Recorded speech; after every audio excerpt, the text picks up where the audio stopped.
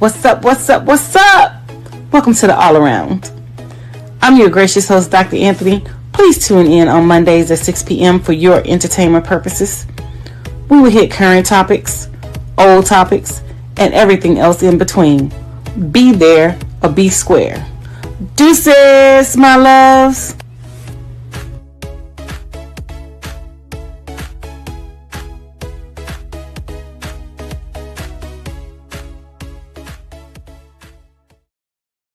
Hey, hi. Welcome to another great episode of the All Around. I am your gracious host, Dr. Anthony, and we have some exciting topics for you. I'm sorry about the lighting. I seem to be dark and you cannot really see my face and things like that or whatever, but we're going to push through and we're going to make this work. So without any further ado, let's go ahead and bring out my producer, Mark Lee, so we can get into these hot topics. How's it going there, Dr. Anthony? I see that you've got a lot of things going on in your life as always, and that's always an amazing thing that you've got all these things happening in your life and you got all kinds of things taking place, and always glad to see your lovely face and all in that space. But yeah, lots going on in the world, and I know that you're on top of these things and everything like that because you are always on top of whatever's taking place, and it's always doing an amazing job of keeping us informed of a lot of things that are taking place in the world that people need to be knowing about and all along those lines. So always glad to see you. Always glad to see what you've got going on and what kind of new and amazing things you have happening in your life and all in that way. So it's always good to see you. You always got some amazing things happening in your life and that you're doing and everything like that. So always good to see you. I did see some good news from BET, and I know we're going to get to some deep issues, but apparently Louis Carr, their president, has confirmed the return of the Soul Train Awards as he's laying out plans for the network's new era. So there's going to be a new era at BET, and Whoopi Goldberg has launched Whoop Inc., which is a publishing imprint that's going to spotlight new and established authors. So maybe you can get with Whoopi and she can print your next book because I know you got that amazing children's series of yours and everything like that. And then Victor Gluck, who was the brother that went on Artemis, thanked his cocoa-skinned wife and daughter for their support. So he was the brother that was up there with the four of them that did Artemis. So we did have a brother that was on the trip, and he was using this as an opportunity to take pride in his own ethnicity and all along those lines. Yes, go ahead and send me the information for Whoopi Goldberg, information on her publishing company, and I will definitely reach out and see if we can get some things moving and shaking. But yes, big ups to the Black pilot. That's a major milestone for us, and I am looking forward to seeing some more amazing things from him and what he's going to bring to NASA and what he's going to expose our kids to and things like that. But without any further ado, let's get into the hot topics, Mark. So everything has been going on lately. We have been talking about race-based things. We've been talking about separation, segregation, a lot of things that has been, targeting Black Americans. And when I say Black Americans, I mean foundational Black Americans. So one of the things is separatism and delineation from us to other racial groups. And so when we say that we want to separate and we want to delineate ourselves and put ourselves in our own category, there has been a lot of backlash. So I want to know, why there's a lot of backlash when it comes to foundational Black Americans, delineating ourselves from everybody else. But when other Black ethnic groups come over here, they can say, "Oh, I'm not Black. I know Black. I'm African. I know Black. I'm Dominican. I know Black. I'm Haitian." So why is it that they get an opportunity to say that they're not Black and they're whatever they are, but we cannot say that we're Black American and we're not African American? Because what they fail to realize is we did not migrate here from the continent of Africa. Some of the ancestors did come from the continent of Africa, but we can trace our lineage and our heritage back generations to generations to generations to generations. And a lot of those people don't understand that our people are from here. We're not from there. Now, granted, did the transatlantic slave trade happen? Yes, it did. Did we have ancestors from Africa? Yes, we did. But most Black Americans, their ancestors are from here. They're not from Africa. There was Black people already here, foundational Black people already here. There right now. There's a fallout between Native Americans and people who thought that they were Native Americans being pushed off of the reservations and being told that they cannot, they no longer can identify as Native American, and they have to find somewhere else to go, and they would no longer receive money. So, the problem too, what we're facing is people want to, piggyback and put a tailspin on us so that they can basically reach out and get what the government is offering us. And in terms of what I'm saying, the government is offering us, I'm talking about reparations, because I do believe that we are going to receive reparations at some point in our lifetime. And so everybody else is trying to tag along, saying that we don't need to do DNA tests about foundation of Black Americans. No, we need to do DNA tests. We need to separate from everybody else so that they know who we are versus who they are. Because when it comes to them, saying that, oh, I'm Ghanaian, or I'm from this, I'm Liberian, I'm from that, I'm African, they won't know parts of us. But since there's money in the talks and things like that or whatever, now everybody wants to be affiliated and associated with foundational Black Americans. I don't know if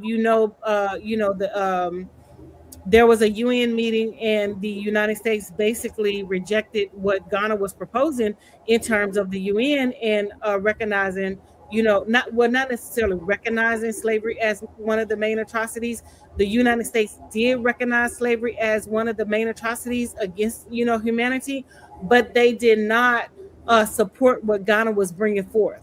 And the reason, and a lot of people who I've been seeing, speaking on this, have totally missed the mark. The reason the United States did not recognize what Ghana was bringing forth is for the simple reason is Ghana wants the reparations. Ghana does not want the reparations to go to foundational Black Americans. Ghana wants the reparations to go to the country the country of Ghana in Africa to support their economy and to support Black people over there. Ghana has to understand you were already paid. You were paid with the tobacco, the guns that the settlers over there gave you. There's no, you cannot say in one token that you sold your people into slavery, you were paid for it, but then you want to come back and claim reparations for those same people that you sold into slavery. No, it doesn't work like that. And so I applaud the United States for standing 10 toes down, saying that they would not support what Ghana is, bringing in terms of the resolution, because there was no clear indication of who will receive the money. Hey, Dr. Anthony, just really quickly along those same lines, because actually I talked to a gentleman, I think this was about a year or two ago when I was going to my barber that I've been having for a number of years and everything like that. And he was telling me about the year of return, which was in 2019. And there's even an initiative that is called Beyond the Return, which is through 2030. So apparently Ghana is actively encouraging Black Americans and the African diaspora to relocate, reinvest, and in some cases acquire citizenship to build a new life in Ghana. So the campaign serves to foster economic growth and heal what they're calling historical divides and everything like that. So would you ever make it a point to maybe go to a country like Ghana? Because Ghana has urged Black Americans to move to West Africa, citing opportunities for investment and a welcoming environment. And hundreds of people have gained citizenship, and some traditional leaders have even been offered land for agricultural settlement. And over 1,500 people have moved from the U.S. to Ghana since the 2019 initiative and everything like that. And I didn't even know about this Beyond the Return, which apparently is going to 2030. So let me explain something. I've already been to Ghana. It ain't no way in hell I'm giving up my U.S. citizenship to go move over there. And I'm just going to put it to you like this. It was nothing that I expected. I was actually traumatized. That's why I haven't really posted and talked about my visit to Ghana. I was traumatized from the whole the whole Ghanaian experience and things like that. Now, granted, did I meet some nice people over there? Yes, I met a couple of nice people over there, but outside of the city of Accra, Ghana is not very developed. It's not even a third world country. I reference it as eighth world, ninth world, and things like that. So no, I would not be encouraging nobody to give up their U.S. citizenship to go and move to that country and things like that. And what they're failing to tell people is a lot of Americans are going over there and they're being murdered by those people. A young lady around 60, 61, 62 years old moved over there and was living over there. She was doing outreach missions and things like that, trying to help the people of Ghana. She was just murdered by someone over in Ghana. So no, there is no way in hell that I would give up my American citizenship to move to Ghana and claim citizenship. And yes, they are trying to say the point of return, and they're even trying to copy Juneteenth, saying that they want to do Juneteenth. We're not. Foundational Black Americans are not falling for that. This is a money gimmick with them. These people are trying to scam us. They're trying to steal our identities. They're trying to become us. They want Africa to become the new, basically, Black Americans, but they don't want us foundational Black Americans. They want them to benefit. And even so, we can take it a step further. I talked about this last week with them trying to take over Essence Fest. Essence Fest has always been grounded and rooted in Black American history, Black culture, and things like that. And for the past 2 years, it has been a shit show because the Africans bought it and the Africans took it over. And this year they're talking about a culture of festivals, a festival of cultures and things like that. They want to have a Jollof rice versus jambalaya rice cook-off. And I basically did an experiment when I went home and I asked, native Louisianians, did they even know what jollof rice was? Nobody even knew what jollof rice was. I didn't even find out what jollof rice was until I became an adult. And that was like recently. And I even tried to eat it over in Ghana, but when I got over there, the food made me sick. I stayed sick over there, and things like that. And bringing up that, another lady that was over there went over to Ghana to basically have a vacation or whatever. She caught malaria, got sick, and died over there. So the family, her daughters, are now trying to do a GoFundMe to raise money to even bring her body back to the United States. So there's a lot of things that they're not telling the American people, especially foundational Black Americans, that is happening over there in Ghana. Those people are targeting us. They're trying to steal our identity. They're trying to steal our credit. They're killing us over there in those places. There was a lady went to Tanzania and was almost kidnapped. She had to fight for her life to not get kidnapped because the person at the hotel and the person that came to get her were working in conjunction together and things like that. So no, there's no way in hell that I would give up my American citizenship to even consider getting a so I'm guessing you're not a big fan of African cuisine. I know that our mayor here in Durham, his wife is from Zimbabwe, and they have a couple of restaurants. Now, sometimes the food might be pricey and everything like that, but there's also an Ethiopian restaurant, and there are a number of other African restaurants. I think we've got 4 or 5 here in the Durham area. I know that there is a very popular one that's been here for decades called the Palace, that was started by the family that is Kenyan. They actually do Black August in the Park, which is actually a celebration of African American culture and everything like that. But the Ochellas actually formed that event, which definitely celebrates the African American population, even though Mr. Ochello and I think Mr. Ochello, the son, was born here in the States and everything like that. But his father and his mother were definitely of Kenyan descent, and I think were born in Kenya, if I remember correctly, because I think they might even be related to the same family as President Obama and everything like that, and all along those lines. But I'm guessing you're not a big fan of African cuisine. No. When I tell you I was sick as a dog when I was over there. I had lost so much weight.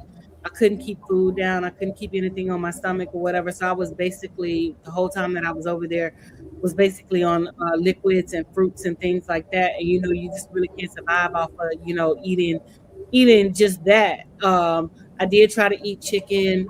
Again, nothing that I was eating was staying on my stomach. So no, I am not a fan of their food.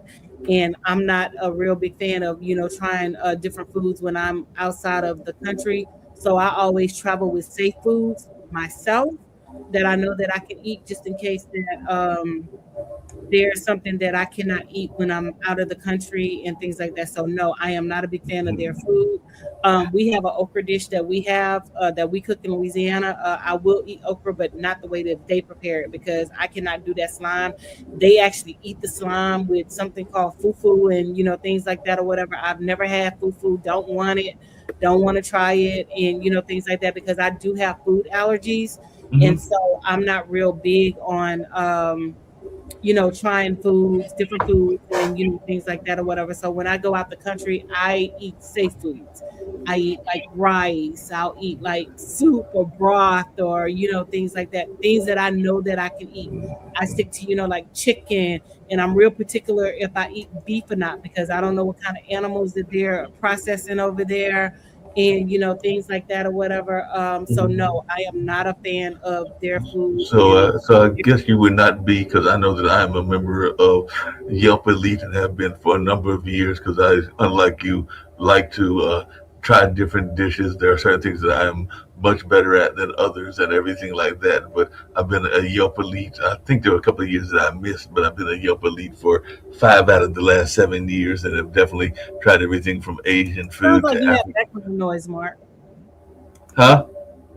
It sounds like you have background noise. Oh yes, there's African dance going on here in the background. Oh, okay, okay, okay. I was about to Yeah, say, I was like, yeah, okay, I there's don't know African what to do. African dance and Okay, African drumming takes place on Monday. So yeah, you'll probably okay. able to hear a little bit of that in the background as well, because I am at the Hayti Heritage Center. They're also going to show a film about Brother Yusef, who was a jazz legend. That'll be on the 30th at the end of the month and everything like that. But they'll be showing that film on the 30th of this month and everything like that. So they're actually doing a trial run, I think, of the film just to make sure that it's in good shape, because he was a legendary jazz performer that passed away several years back, but he is Mhm. definitely well known in the community and all along those lines. But yeah, like I said, I don't think that you would be doing the whole Yelp or the there's a couple of other ones that are food review sites and everything like that. But I know that you're very you have those food allergies, and I can relate to that. I have family members that have food allergies, and you're also very particular about what you eat. So I know that you would probably not be doing a lot of these kind of reviews that I sometimes will do and everything like that, just because you have to be cautious about what you're eating. Yeah, I have to be very, very cautious about what I'm eating. So, even when I'm traveling outside the country, that's my one fear is I do not want to be sick, stricken, down sick where I cannot make it back to the United States. Because what I'm not going to do is stay over there. They are going to put me on a plane and they're going to send me back to the States. I will not receive medical care. I will not receive anything. I will go to the U.S. Embassy. I will go to the airport. I will do all those things to get back to the United States. And one of the things that I do when I'm traveling is I always register with the Department of State, and I always find out where the U.S. Embassy is, know the street name, and basically like a general location when I'm traveling, so that if anything goes down, then I know where the U.S. Embassy is, and I can get to the U.S. Embassy. Because once you get to the U.S. Embassy, that's like standing on U.S. soil. So yeah, no, I am not a big fan of like eating their food and things like that or whatever. That's not me. But I will say that well, before we get into the second part of this, let's go ahead and roll the videos. Did you get the Yeah, we other? wrote the video from Ann Culture and everything like that. So let's check out this video and what she was saying. Yeah, Defending and immigrants have commandeered the black civil rights experience. What do you mean by that? Yes, I'm glad you asked that, because I think it's one of the most important points of the book. I mean, I think the way liberals have treated blacks like children, and many of their policies have been harmful to blacks. At least they got the beneficiary group right. We do have to, I mean, we shouldn't. There is the legacy of slavery and Jim Crow laws.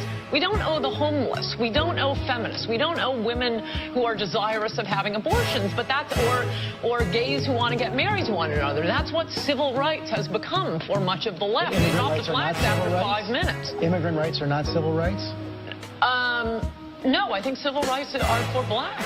See, this is essentially the problem, and the Republicans Can don't I just say, understand. what have we done to the immigrants? We owe black people something. We have a legacy of slavery. Immigrants haven't even been in this country. But you see, most And she's absolutely correct. We don't owe immigrants anything. We don't owe them anything. And they have been piggybacking off of the backs of foundational Black Americans for civil rights for a long time, and exploiting what we have gone through and what we continue to go through to receive, reparation, to try to receive reparations and things like that, because there was this Democratic politician not long ago saying that we owe reparations for immigrants who were being deported and things like that. So you mean to tell me, I want you to make it make sense, Mark. So these people come over here illegally. They have been receiving American goods, American services, and things like that, such as TANF, SSI benefits, and all those things.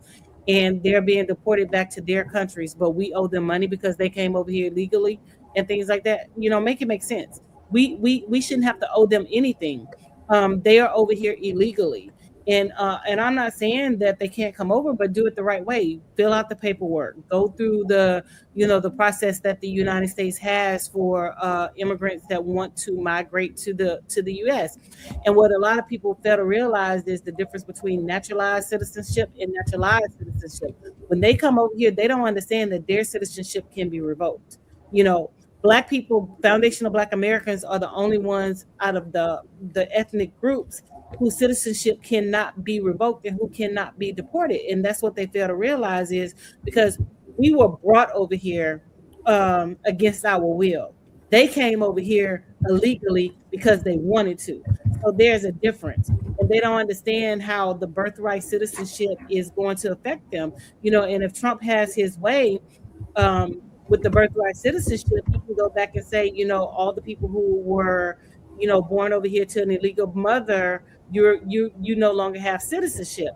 And see, what they fail to realize is, and I think a lot of the misconstruing of that law is that they're saying that all people who are born on U.S. soil is United States citizens, which that is inaccurate. It goes back to the Dred Scott case and saying that all Black people and the descendants of Black people, the descendants of Black slaves, enslaved people, are automatically American citizenships, not illegal immigrants. And so what people fail to realize is also, if the parent is illegal, the child is illegal. They get no citizenship. And so Trump has enacted a executive order that says that all children now, after these 30 days has passed, if they're born to an illegal immigrant or a person who comes over here just to have a baby so that their child can get U.S. citizenship, their child will not get U.S. citizenship or whatever. Well, I mean, that was one of the things that Obama was trying to keep going, and other presidents, including Biden, because the rule is that individuals born in the U.S., which is what birthright citizenship is, are protected from deportation. So I think that Trump is trying to change some of those rules. Now, whether that's fair or not, because they say that citizenship revocation is rare, and some advocates argue that the expansions of immigration enforcement machinery might create risk for even all African Americans, whether they are from another country or this country, the foundational Americans that you were saying, and everything like that. Because there's even some news that is saying that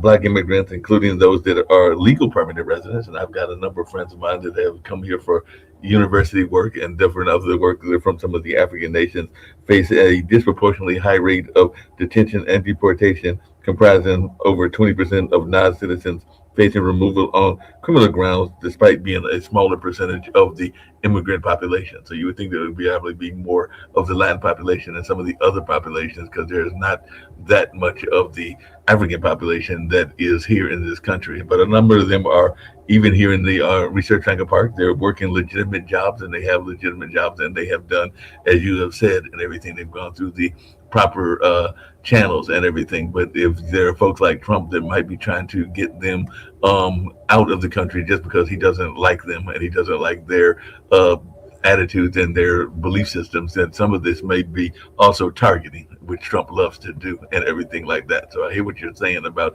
foundational Americans, but I also know quite a few folks that are from the African nations that came through the legal channels and the correct channels and everything like that, and they are still being targeted as well. Well, they have to understand, just because they were offered citizenship, their citizenship is still conditional. They it's not like they were born here. And that's why I was saying they have to understand the difference between naturalized citizenship, where you are born in a place, and naturalized citizenship, where you go to a place and you go to a place and you apply for citizenship. So when Yeah, you and, apply for and some of them have dual citizenship. So what do you say to those? I mean, they've got citizenship in both their native country as well as this country and correct. everything like that. There are a number of people that have dual citizenship.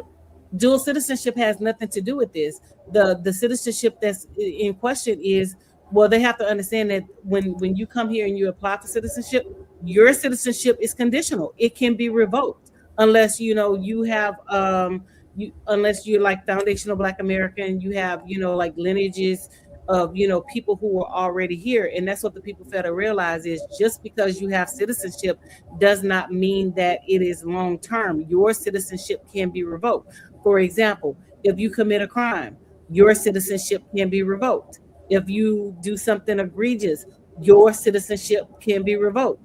If you commit fraud, like the Somalians, some of the Somalians in Minnesota, they have to understand their citizenship can be revoked. They don't understand that that it's conditional. And when you take the oath of the United States, saying that you pledge to be a United States citizen, and you honor the flag and you do this, then that is what you're doing. But when you come over here talking about you're a United States citizen, but you still talking about Somali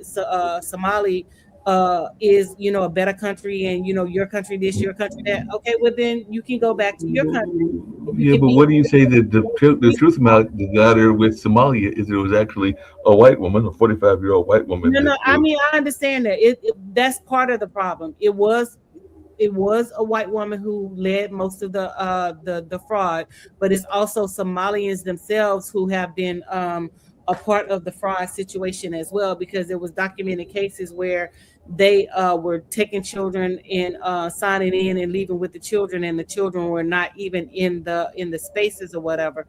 Which that's neither here nor there. I'm just talking about naturalized citizenship versus naturalized citizenship, and they have to understand that their citizenship is still conditional, and that their citizenship can be revoked based off of their actions and things like that or whatever. So well, I guess what I'm asking you, Dr. Anthony, is there's been a lot of people that have been targeted, even though they haven't done anything and everything, because we do know that the Trump administration loves to target people that they don't like and everything like that. So that's my issue, is that there's a lot of targeting, even though these people, I didn't hear what you're saying, that there's some folks that are criminals. I mean, they're criminals in any society, in any element. I mean, they're criminals in the African American society as well. But definitely there are some negative sides of that, but there are some that are being targeted, even though they had nothing to do with the crimes, because they are on his hit list. I mean, there's a whole list of countries that he said he doesn't like, and African countries are among those. no, you're absolutely correct. But the thing about it is we're being targeted as well. So, my thing is, welcome to my world, because we've never not been targeted. So we've always been, the target of, some racist group, some racial, laws, Jim Crow, the Black codes, and things like that or whatever. So but the issue is when you stand there and say, "Oh, I know Black, I know Black, I Somali, I know Black, I Jamaican, I know Black, I'm Dominican, I know Black."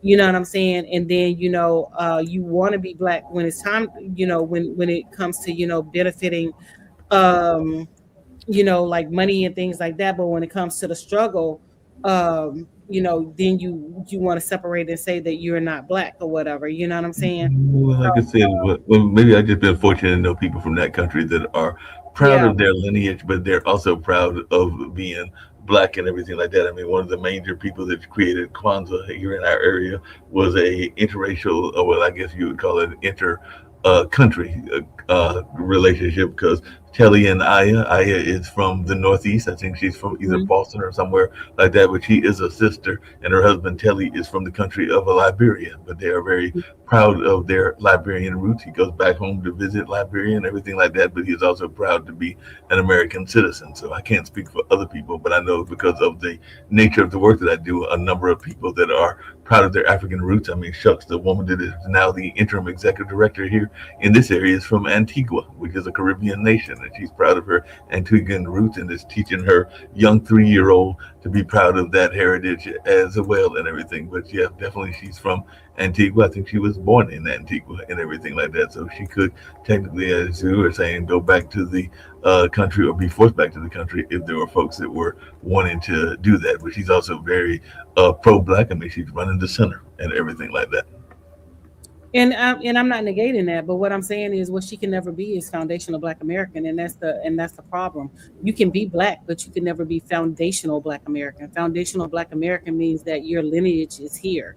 You didn't migrate from a different place and you come here from a different country. But I guess that what I'm having a hard time understanding.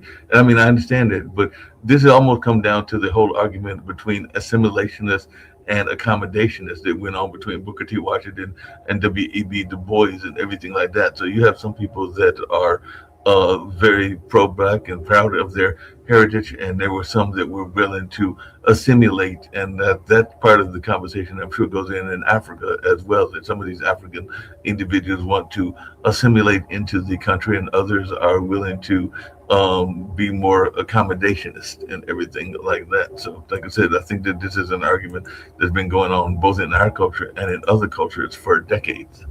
But the thing about it is, again, they could never be foundational Black Americans. Nobody's saying that they can't assimilate into the Black culture, because quite naturally they can, because of the color of their skin. But where we're standing on our standpoint is there need to be some type of separation when it comes down to who receives the money, because we do not want them receiving the money. You are not going to receive the money because you're not a foundational Black American. Your folks didn't go through slavery. Your folks didn't go through Jim Crow. Your folks didn't go through the Black codes. Your folks didn't go through, what our folks went through. And a lot of the problem is they don't even understand, half of the racial turmoil and racial things that we have experienced here in America. Most of them that come over here side with, the white people, and they want that proximity to whiteness. So what we're saying is that as a foundational Black American, we want our own group.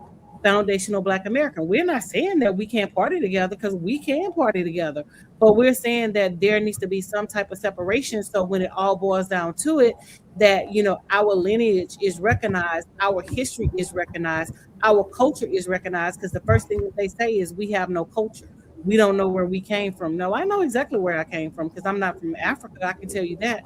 I'm from the deep South, straight out of Bayou Natchez, out of Louisiana. So, I know exactly where I came from and things like that. Now, did some of the ancestors come from Africa? Yes.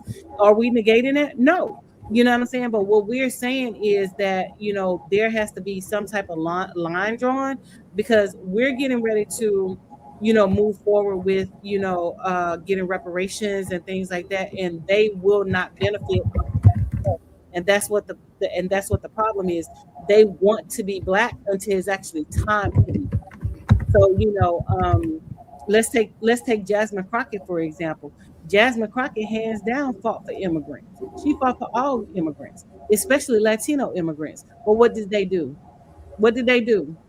They voted for the white man. They stood with the white man because they wanted that proximity to white men. So, my thing is, we need to separate ourselves, and we have to understand that there's no Black and brown unity, because people don't side with us. We side with everybody else, and we help everybody else. But when it comes to helping us, they don't side with us. So we have to look out for me, myself, and I. We have to look out for each other, because we are all we got at the end of the day. And it has nothing to do with other Black people trying to say that, they're proud of their African heritage. Be proud of your African heritage. We're not negating that. But what we're saying is we're proud of our heritage as well. We're proud of our culture as well. And we need to separate in certain capacities in order for us to move forward as a group, as foundational Black Americans. So we want to be recognized as foundational Black Americans. We don't want the term African American, because we did not migrate here from Africa. Your friend is African American because they grew up in Africa. They migrated here to the States, so therefore they are African American. We are not. Our lineage and our heritage is here. And as I stated before, did we have ancestors come from Africa? Yes, some people did. And and then we also had, like freedmen in the states during the time of, enslaved Mhm. people, slavery and things like that. All black people were not slaves, and people have to understand that. And so and that's where the separatism is coming into play. We want to be known for our lineage and our heritage, and we want DNA tests proving that we are foundational Black Americans and not, African Americans. We're not saying that you can't be proud of your culture. You can be proud of your culture, but we're just saying, just leave us out of it. For example, when Ghana, the president of Ghana came over here to lay a wreath on our ancestors' graves in New York, why are you laying a wreath on our ancestors' graves in New York? What's the point? You know what I'm saying? There is no reason why you needed to lay a wreath on our ancestors' graves in New York. Your people were primarily the main reason why our people was enslaved in the first place. You sold our people for tobacco, guns, and other things, and you're trying to now come over here saying that, oh, it's the greatest crime against humanity, when you were a direct participant in that particular crime. But you want to receive the benefits. You want to receive the benefits from the people who experienced it, the victims, us. You want to take our benefits. So no, we're not with that. We want to be separated. We want to show our own heritage, our own lineage, our own, everything that we have over here as foundational Black Americans, our own culture. You know what I'm saying? And we're not saying that we can't kumbaya. You know what I'm saying? Because we can kumbaya. But at the end of the day, we still want to be recognized as foundational Black Americans. That makes sense. Usually, it's almost like a separate nation and everything like that, which some people have talked about. But then there's been the notion of Pan Africanism, which is like you're a big fan of, and everything like that. Because Pan Africanism was an attempt, and Malcolm X was part of that, to have support from the African nations and from the United States as well, and everything like that. Because I know even here we just had one of our mosques get a historical dedication, and Malcolm X had been a visitor at that mosque along with Martin Luther King and everything like that. It was one of the first mosques here in North Carolina. So I do remember when the Pan African movement was very big, and that was a attempt to have the African nations and the African freedom fighters organize and support each other. And there was some progress made in that situation. Now, not everybody was a big fan of that, but I know that my dad was, and I know that I have grown to be a fan of it and everything like that. So definitely there was an attempt to have some support among the African nations and the American nations, and those that were fighting for civil rights and everything along those lines. So, like I said, there's a whole part of history, because I am the historian here at the Hayti, including that's the reason that the Hayti has part of its name, is because it's named after the freedom that was going on and the freedom liberation that Toussaint Louverture did and everything like that. So that is part of the reason that it is called the Hayti Center and everything like that, because there were some of the folks that were involved in the Black Wall Street that were also proud of what was going on when that particular country was kicking out the colonialists and everything like that. So I think that there can be some agreement and disagreement and everything like that. But yeah, not everybody feels that way that you do and everything like that. I mean, we just had James Clyburn here, and James Clyburn is the just wrote a book recently, and he is the senator from South Carolina. His book is about the first 8 and everything like that, because the first 8 was the first 8 black senators from Reconstruction. So he's talking about some of their history, including some of their history with some of the founding fathers, because Frederick Douglass gets all the acclaim, but there were some others that he should have gotten just as much, if not more acclaim, that were from his home state of South Carolina. And I think he just recently spoke at one of the action things, speaking of reparations and all along those lines and everything like that. So definitely there's some folks that are trying to figure out, because even one of my relatives is involved in that whole notion of who will get reparations and when they will get reparations and everything like that. But if you study the reparations argument, you'll hear Sandy's name, Sandy Darty, because he's definitely a proponent of us getting reparations and all along those lines. But he is a cousin, I think he's second cousin to my mom, which would make him like my third cousin Yeah, and I mean, and again, we are in talks of reparations and things like that, but we need to be separated as a foundational Black American group versus everybody else and things like that, because they don't get to come over here and claim to be Black and benefit off of our struggles and things like that, which they have already been benefiting off our struggles, and they have so many resources and so many things set up for these people that Black people are being turned away against, that we cannot even access and things like that. So we're basically tired of the BS that's going on, and so we definitely want to separate, and we definitely want to show who foundational Black Americans are. And there has been a lot of traction on I don't know if you've been keeping up with it on social media and things like that or whatever. So it's not a small group of people, it's a large band of people that are wanting to separate and things like that or whatever. But Mark, is the clock on the wall says that's all. So but before we go, can you download that video really quickly for with Dr. Claude Anderson about delineation and separatism and things like that, so we can incorporate that really quickly before we go into this episode? I sent it to you. You sent it to me already? Yes, I've already sent it to you. Okay. And you wanted that in this episode? Yes, please. Okay. Let's see From Dr. Claude Anderson. Dr. Claude Anderson.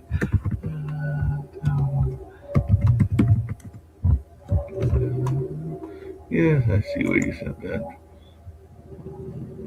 But that one was, let's see, that's the one you're talking about. Mm-hmm. That's the other. Let's see. Must have sent it. That's 651. So let's see if I can find that one.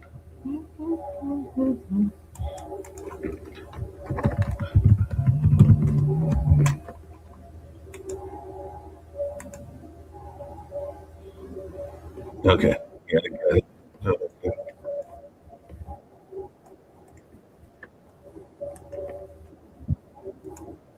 So we'll add that into this once we get that one down. So see if I can get that in there as well and everything like that.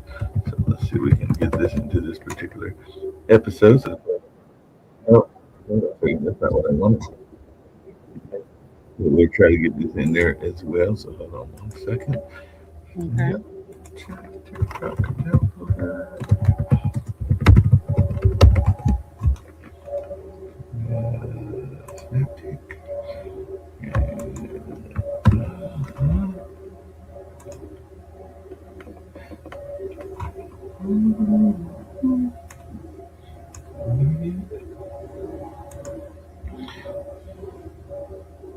All right, so we're going to add that one very shortly as well, and everything. That looks like that's almost there. So let's see if we can add that. So you can add their comments to that one as well. And there we go. It's downloading. And we'll see what goes on in that space and all along those lines. So hold on. It's still downloading and going into process and everything like that. 1 second. See if we can get it up. It's taking its sweet time downloading. We're going to get that up there shortly and everything like Sorry that. about the delay, folks. It's my fault. I was late with sending Mark the videos and things. No problem. So I do No problem apologize. at all. Those things happen. We'll make it happen and we'll make it work and everything like that. Sometimes things happen. So that is no problem at all. We'll make it happen and see if we can add it. It's taking its sweet time downloading, but so there it goes. I'll play that right now. So we'll play this so that it's added into the video. So hold on 1 second. I'll play that and then you can comment on it and then we'll end and everything like that. But here's his comments. You said something earlier in an answer where you said that you talk about native blacks. And so that clearly sounds as if you are delineating native blacks versus someone that comes here from Bermuda or Jamaica or wherever they may That's right. they may come from that is black. That's right. And the purpose of that is what? Because you on the surface, it would be like, hey, everybody here that's black gets treated a certain way. Why are you making that delineation?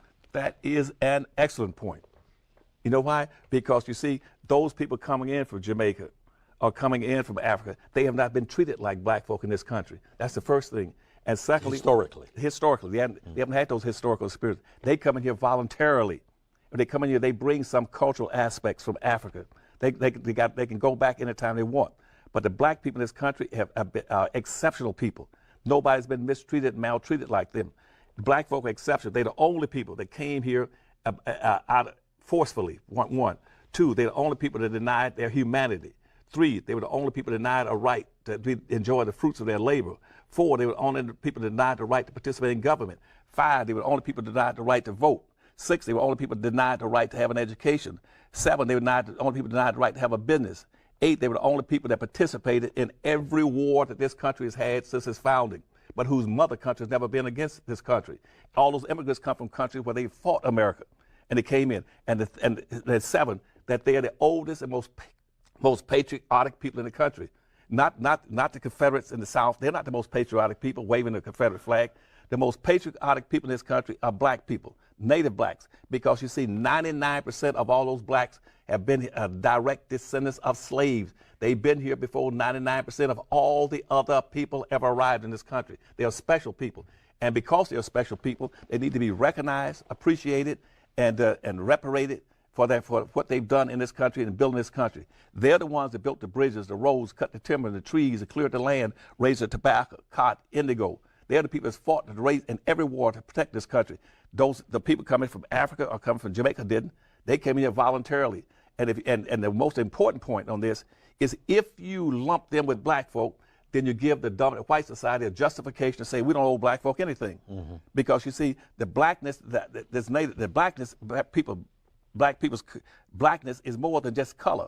It is their heritage, it's their history, it's their code of conduct, and more importantly, it is their badge of honor, and it symbolizes the indebtedness that this country has to them. This country does not have an indebtedness to people coming from Africa. Mm-hmm. They only have an indebtedness to people coming in from the Bahamas. Mm-hmm. If you lump black folk in there, you deprive black folk of the benefit, the debt that's owed them. Don't do that. Whew, you are spitting fire. Let's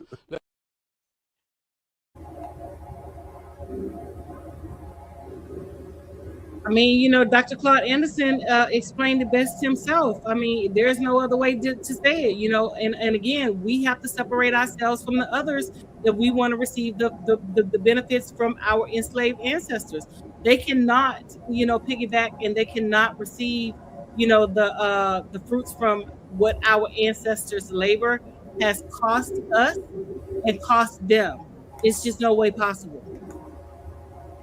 You said I remember the Pan-African movement and everything like that, so it was very popular trying to unify the countries, but it sounds like they're going in the opposite direction now, so we'll see which way the bells glow and which way things sway this time around, because there's always down this whole argument as to whether to incorporate some of the African culture and everything like that. Like I said, Baba Chuck Davis was a big supporter of us understanding the culture, but also understanding our own culture as well before he passed away some 8 years ago, because he was definitely one that helped bring African dance, which you're hearing in the background, to this area and everything like that, even though he's originally, I think, from Raleigh and then spent a lot of time in New York as well. So there's and a lot of the Juneteenth celebration that will be coming up will focus on everything from the Buffalo Soldiers to some of the African input in the culture. With Africa, Juneteenth was a holiday that came out of Texas, and it was celebrated because the enslaved people were notified on June 19th that slavery had been abolished. That had nothing to do with Africa, and they're trying to hijack our history, and that's another thing that we have a problem with. Why are you trying to hijack our history? Our history had nothing to do with you directly. And that's what I have an issue with. They're trying to hijack things that we have done over here. It has nothing to do with that. And to be honest, on Pan-Africanism, Marcus Garvey was the one that was really starting, Pan-Africanism, and he wasn't a foundational Black American. He was from Jamaica. So quite naturally, he would have said, let's leave this land and things like that or whatever. So it goes back to, like just knowing who are foundational Black Americans, what our heritage is, what our culture is, and things like that. But those other people are trying to hijack our culture, and that's what we have a problem with. But even Martin Luther King said that he was very much involved in some of the Pan-African movement and some of the movements to get other cultures, and definitely Malcolm X was, and both of them were so Marcus might have been one of them, but there were others that were American-based, just like there were some of the people that were involved in the various Black Wall Streets. Martin also stated that he also regret that he walked us into the lion's den, that he also regretted that he pushed for integration of Black Americans. So he also recanted on talking about all that stuff that came before. He said that I can't remember the exact quote, but he regretted bringing us into the lion's den, and the lion's den was into integration, because we were way more successful in segregation. We had way more businesses, owned more, and things like that or whatever. That even comes back to what Claude said that I disagreed with, because we definitely had a lot of ownership, including the fact that there's a quote here talks about that we made our own mattresses, so you didn't have to go to Sears or any of the major mattress companies. We did everything. We were making them in our own neighborhoods and everything like that. We had our own hospital here in Durham. It was Lincoln Hospital, but there were a number of Black hospitals throughout the country, and we had our own projects and our own things that we were creating and everything like that. But even at the local Juneteenth and the local Black Genius celebrations, there are a number of folks that are incorporating some of the things that have to do with African heritage and everything like that. Now, you might not like that, but there's a number of those that are here in our area that they are incorporated, and they are seen as being an important part of what is being done in those celebrations. We just did Black Genius about a month and a half ago, because my mom was actually one of those. No, I understand, but Africans have nothing to do with Juneteenth, and that's taken away from the whole point of the holiday. African Americans, they have nothing to do with Juneteenth. If they really look up the meaning of Juneteenth, you will see the meaning of Juneteenth. Enslaved people were informed on June 19th. Based off actually it was Texas. That had nothing to do with Africa. So no, I personally don't like the fact that they're trying to integrate, like African culture. That's what I'm saying, because I know a young lady from Charlotte that's involved in the planning of the Juneteenth there. I know some of the people involved in the Juneteenth here. I know that Exotic, and even the gentleman that sells like some African fashions and some African clothes, they will be participating. Shucks Kipo, or his niece as we call him, and everything, will probably be selling his African shirts. Well, he's got some illness, so he may not be doing it this year and everything like that, but he's actually a Muslim American, not even an African or American. I think he identifies more from his Muslim faith, if I remember correctly, because some people identify from their religious faith just as much as they do from their cultural faith as well. So that's another division point, because I mean that's that whole notion of divided and conquer, and that's where some people are wondering if that's what we're heading to, is this whole notion of finding ways that they can continue to divide us. Oh no, we're definitely divided. There's no other way to say it. We're definitely divided, and to be honest with you, we want to be divided, because the thing about it is I'm going to say this and then we can end the show. There was a man who was just arrested who just killed a white woman, and they're trying to blame categorize him as Black American. No, he was not Black American. He was from one of those other countries. So no, we definitely want to be divided, and we definitely want that separatism and things like that. We definitely want our own category as foundational Black Americans, because we don't want to be tied to them when they commit crimes and when they're doing these egregious things. We don't want that tag up on us as foundational Black Americans. So if I'm hearing you correctly, it sounds like, because one of the things we do another show on this network, that the Cape Pasa Mohair, and sometimes they are very proud of their differentiation in terms of their cultures and everything like that. So Honduran is not necessarily going to be seen the same way as a Mexican, or the same way as a or somebody from Colombia, or Brazil, even though Brazil has a lot of African roots as well and everything. So if I'm hearing you correctly and everything, you would like there to be the whatever, how many, I think it's like 50, or the various countries of Africa with a separate countries that would be the foundational African Americans and everything like that. So it'd be like 51 black countries, roughly the 50 nations. Honestly, no, we just don't want to be tied with them.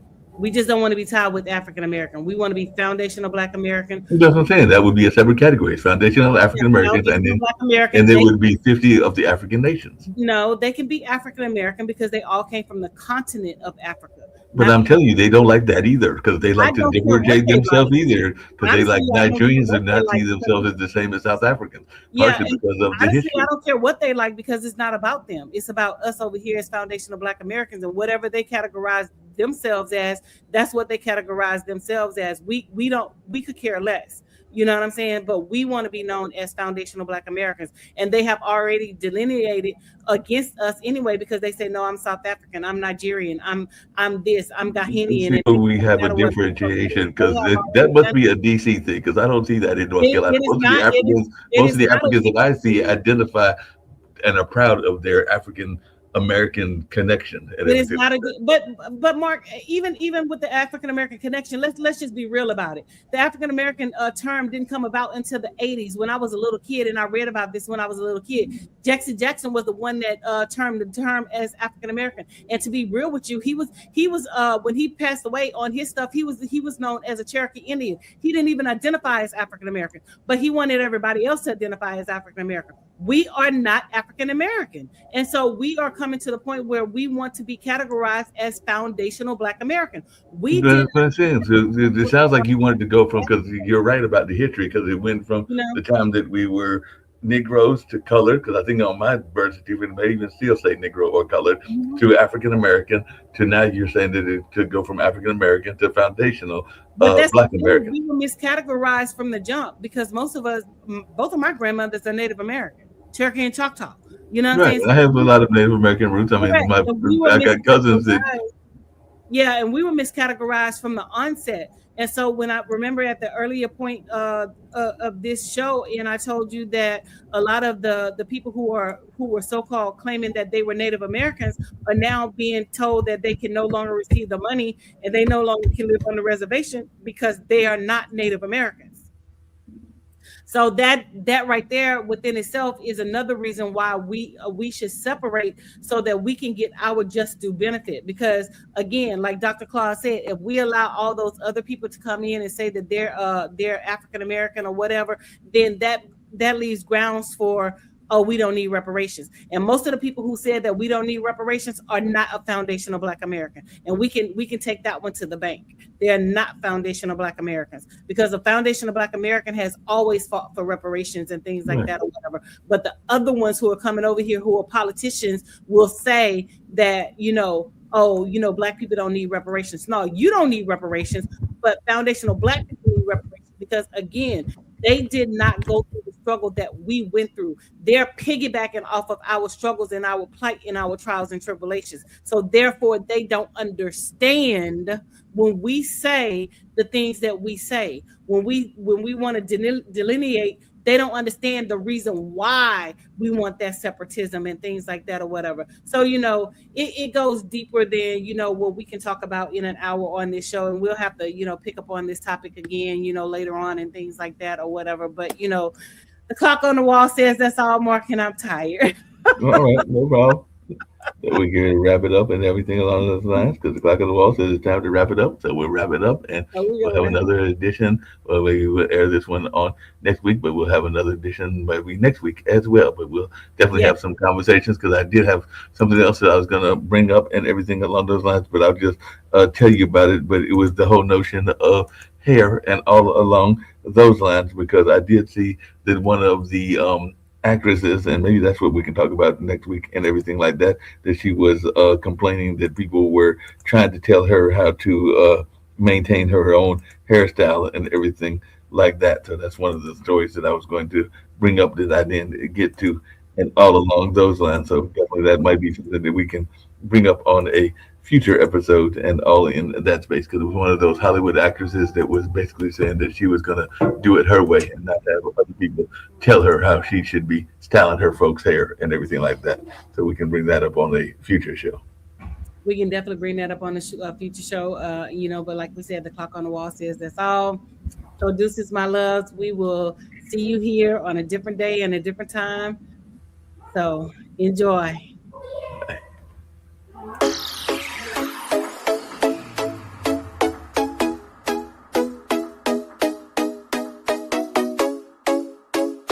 What's up? What's up? What's up? Welcome to the All Around. I'm your gracious host, Dr. Anthony. Please tune in on Mondays at 6 p.m. for your entertainment purposes. We will hit current topics, old topics, and everything else in between. Be there or be square. Deuces, my loves.